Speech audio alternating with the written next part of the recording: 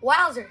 Felix Baumgartner, an Australian skydiver, broke Kittinger's record for speed in 2012. Felix jumped out of a gondola 39,045 meters, 128,100 feet, above Earth's surface. His free fall lasted for 4 minutes and 22 seconds, 16 seconds less than Joe's jump in 1960.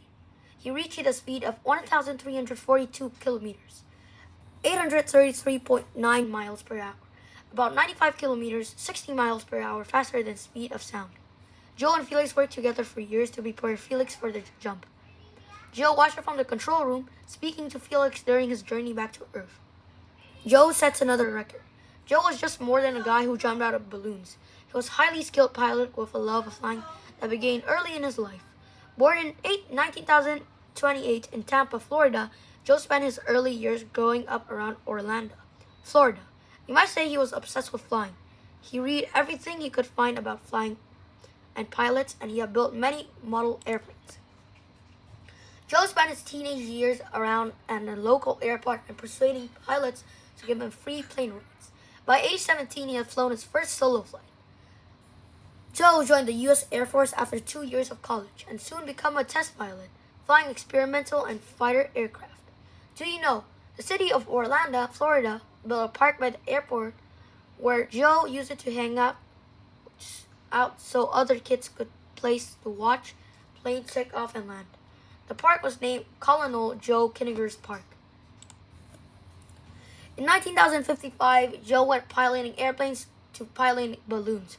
He was made several high-altitude balloons flight and balloon jump. Before his record-setting flying and jumping in 1960, in one of the earlier jumps, Joe's drogue parachute opened only 2 seconds after he jumped from gondola, instead of after 12 seconds as it was supposed.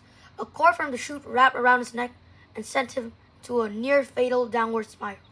Joe became unconscious during the violent spinning, but luckily his safety chute opened automatically and slowed his fall, allowing him to float safely down to Earth.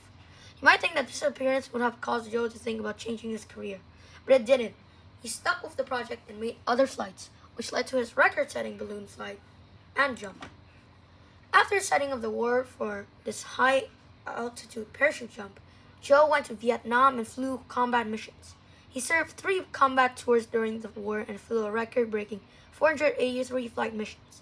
In 1972, on his 483rd flight, his luck ran out when he was shot down. That became his last flight in combat. Think about it. Imagine being a prisoner for nearly a year and not being allowed to be around other prisoners. What would you do during your time in confinement to keep your mind occupied? Joe was able to eject from his crashing jet and parachute safely to Earth. Unfortunately, he landed behind enemy lines, 30 miles northwest of Hanoi, North Vietnam, and was captured immediately. For the next 11 months, Joe was a prisoner of war, held his captors in the infamous Hanoi Hilton prison. One was placed in solitary confinement for 30 days. During his time as prisoner, Joe occupied his mind by planning every detail of balloon flight around the world, a flight that no human had accomplished. More records for Joe. After retiring from the Air Force in 1978, Joe continued his work as aeronautics. He also added his other record-setting accomplishment by flying higher than an air balloon. He entered many competitions around the United States. 5 years after his retirement from the Air Force, Joe set another record. He flew a helium-filled balloon from Las Vegas, Nevada to Frankville, New York, a distance of 3,220 kilometers, 2,000 miles. It took him 32 hours to fly the record-setting distance. In 1984, at the age of 56, Joe decided to go for another record. No one had flown an air balloon alone across the Atlantic Ocean. All the more reasons for Joe to try it. On September 14, 1984, he took off the state of Maine and drifted eastward. Almost 84 hours and 5,633 kilometers, 3,500 miles later, he landed his balloon in Italy. Joe has set another record. Conclusion. The dictionary defines a hero as someone who commits an act of bravery or who shows great courage when understanding a task. Many on his definition, Joe is certainly a hero. Many heroes in the field of exploration became well known, with their names appearing in the news and in textbooks. Joe Kittinger is not the name that comes into mind in connection with space exploration. In this sense, Joe is an unsung hero.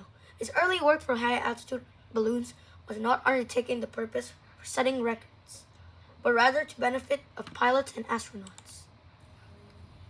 Despite being relatively unknown for the general public, Joe has recognized for his outstanding accomplishment. U.S. President Dwight D. Eisenhower awarded him a Harmon Trophy after Joe set the record for a high-altitude jump.